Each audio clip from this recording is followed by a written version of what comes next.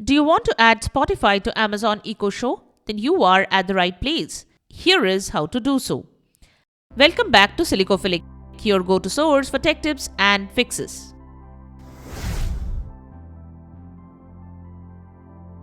Method 1. Link Spotify to Alexa.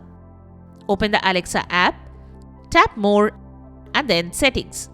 Under Alexa Preferences, select Music and Podcasts. Select Link New Service. Select Spotify. Then select Enable to Use option. Then select an account. You can choose to continue with Google or enter the account credentials. Then choose an account. Select Continue and follow the on-screen instructions. Click on Continue when prompted to finish the process. Agree to the terms and conditions. Linked music services are listed under Managed Services. But one thing you should remember that you still need to stay on Spotify at the end of the commands to play podcasts. Method 2. Set Spotify as the default. You can select Spotify as your default player to use voice commands with Alexa. Open the Alexa app, tap More, and then Settings. Under Alexa Preferences, select Music and Podcasts. Tap on Family Default Services. Select the Change button next to the default service, then select Spotify.